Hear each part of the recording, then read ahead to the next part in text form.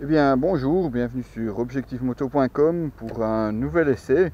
Un petit peu essai coup de cœur puisque vous le retrouverez plus en détail réalisé par notre rédacteur en chef Rudy Scoy qui vous présentera bien entendu cette moto dans ses moindres détails, mais malgré tout à la demande d'Honda, et puisque franchement la moto nous plaisait aussi, on a refait un deuxième essai, donc c'est un petit peu un essai que vous pourrez trouver en double sur notre site.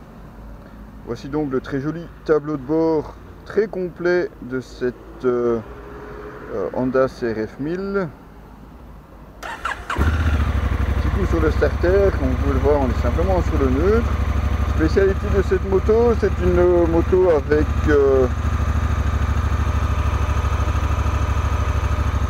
le DCT. Autrement dit, il n'y a pas d'embrayage. Voilà, on vient de passer la première, comme vous pouvez le voir. Ici, le mode D pour économique.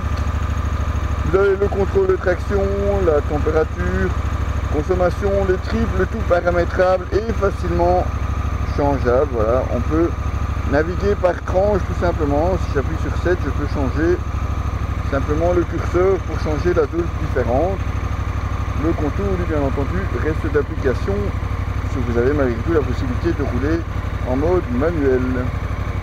Alors, comme vous pouvez le voir aussi sur les côtés du tableau de bord, vous avez différentes options. Vous avez les feux de contrôle, les feux additionnels, anti-brouillard avant additionnel. Il y a une prise 12 volts, on ne sait pas si on la voit, elle est cachée là derrière.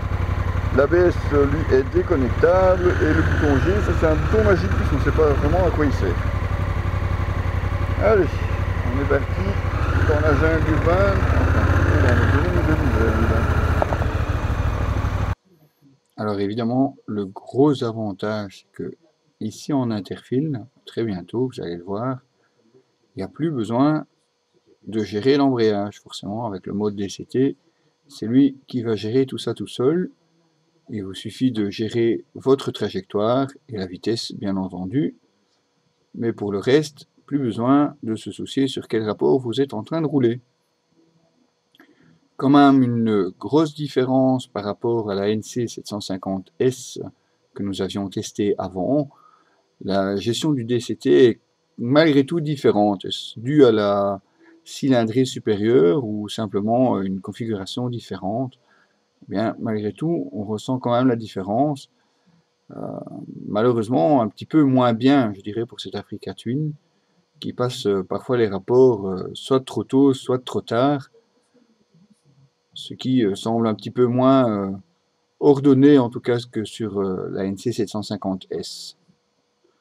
Ceci, bien entendu, ne gâche en rien la maniabilité de cette Africa Twin, comme vous pouvez le constater, aussi à l'aise ici, entre les voitures.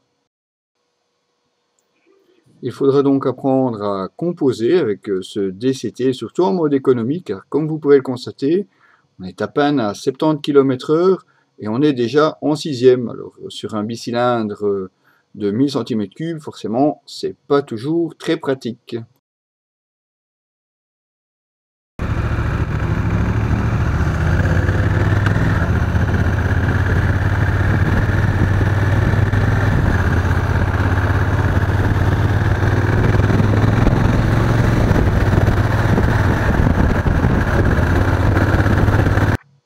Une critique qui est surtout valable pour le mode économique, parce que si on passe en mode sport, comme vous pouvez le voir, on atteint sans problème les 80 km/h en 3e. Le DCT travaille ici d'une façon plus adéquate en retardant forcément la montée des rapports.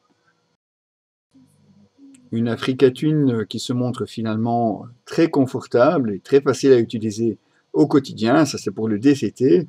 Côté confort, on peut faire confiance aux suspensions qui font vraiment bien leur travail, associées à un grand débattement qui permet justement de gommer les irrégularités de la route. Eh bien, que demander de plus forcément pour une moto qui peut justement la quitter la route avec ses possibilités d'off-road, une moto avec un très très bon équilibre et qui est très très facile à balancer d'un virage à l'autre. De ce côté-là, on peut dire que bravo à Honda. Une moto aussi très très bien équipée, comme vous pouvez le voir, un tableau de bord très facile à utiliser et complet. Une bulle haute qui se montre aussi très très efficace en protégeant bien le pilote. On peut rouler avec la visière ouverte sans aucun souci. Et forcément, sur les petits chemins ici en sous-bois, c'est vraiment très très agréable. En plus, regardez le coloris teinté de bleu de ce tableau de bord. Un très très joli contraste pour un tableau qui reste forcément très facile à lire. Alors évidemment, Honda a prévu pas mal d'accessoires pour équiper votre moto, comme celle-ci. Vous aviez déjà les pare-chutes à l'avant ainsi que les feux anti-brouillard, mais bien entendu, la bagagerie complète existe elle aussi. Et parfois quand on filme, eh bien voilà, on tombe sur ça. Merci de m'avoir coupé la route. Au plaisir. Allez, juste pour le plaisir, on s'en remet une petite couche. Allez, c'est parti les gars, on y va.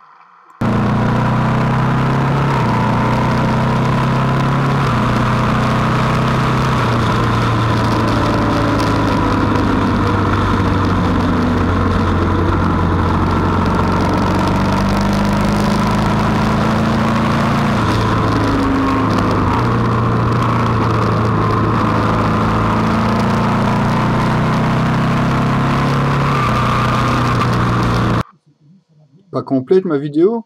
Bah oui, forcément. Comme on vous le disait en entrée, c'est juste pour le plaisir. L'article complet sera bien entendu à découvrir sur notre site www.objectif-moto.com. Et pour ma part, rassurez-vous, je vous ai quand même mis un petit texte, comme ça vous aurez quand même mes impressions sur la moto.